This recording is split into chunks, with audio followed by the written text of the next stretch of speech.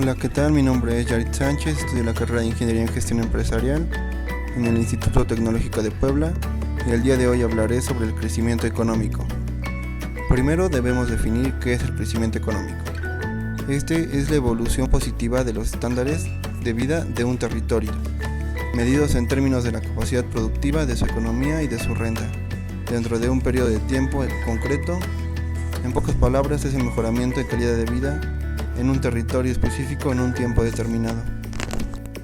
El medidor más utilizado para medir la evolución económica suele ser las fluctuaciones del PIB, Producto Interno Bruto, del país analizado.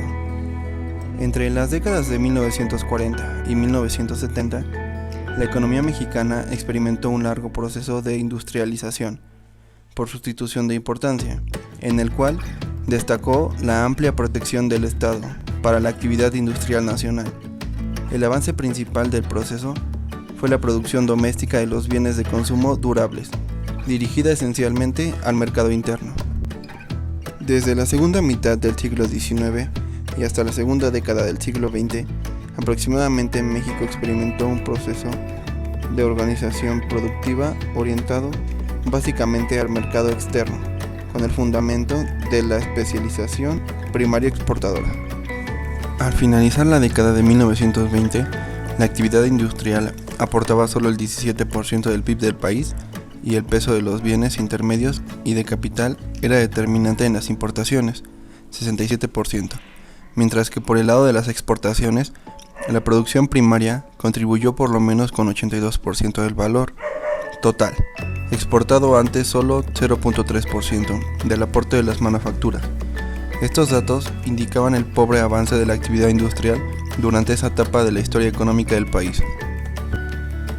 El programa de sustitución de importaciones, que inició aproximadamente en los últimos años de la década de 1940, representó un proceso de fuerte organización interna de la economía, donde el Estado desempeñó importantes acciones directas e indirectas. De manera directa, el Estado fungió como proveedor de infraestructura básica y como inversionista en actividades estratégicas para abastecer insumos necesarios que dinamizarán el avance industrial, mientras que, de manera indirecta, mediante su política económica, vino a garantizar una amplia estructura de protección y estímulo a la industrialización, con el propósito de apoyar el crecimiento económico del país. Dada esta situación, en un intento por contrarrestar la desaceleración de la economía, la respuesta por parte del gobierno fue expandir el gasto público, que atendió una variada gama de asuntos. Sin embargo, este mecanismo elevó el déficit fiscal y el desequilibrio de la cuenta corriente de la balanza de pagos de México. Ambos desajustes fueron compensados por medio del endeudamiento externo y de la exportación en petróleo, en una situación que no podría ser sostenible más allá del corto plazo. Entre 1950 y 1980, aproximadamente, el ritmo de crecimiento de la economía mexicana estableció condiciones favorables para que el aumento de la oferta de trabajo encontrara una respuesta aceptable. Por el lado de la demanda de trabajo, según información oficial, para el último año mencionado, el empleo cubrió alrededor del 80% de la población económicamente activa.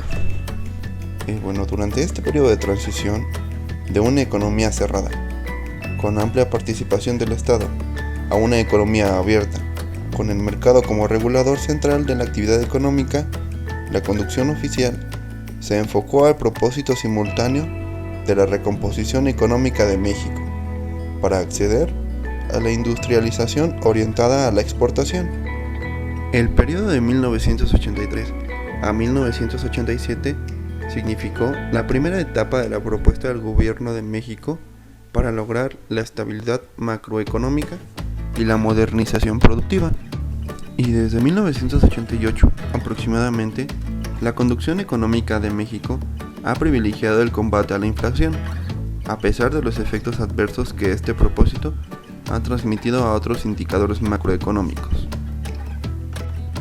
En un periodo de 20 años, la economía mexicana se ha caracterizado por la combinación de bajos niveles de crecimiento, débil generación de empleo, alto grado de concentración del ingreso y desigualdad social. Estas condiciones se traducen finalmente en una restricción adicional para la expansión del mercado interno y, en consecuencia, para el desarrollo económico de la nación. Bueno, esos son algunos de los acontecimientos más importantes en la economía mexicana en un periodo de 20 años. Aunque vi necesario remontarnos a años anteriores a ese periodo de tiempo para poder tener una mejor comprensión de la actualidad de nuestro país y de la deficiencia de crecimiento debido a una mala estrategia aplicada desde tiempos anteriores. Eso ha sido todo. Espero que haya sido de utilidad esta información. Muchas gracias por llegar hasta el final. Denle like y suscríbanse.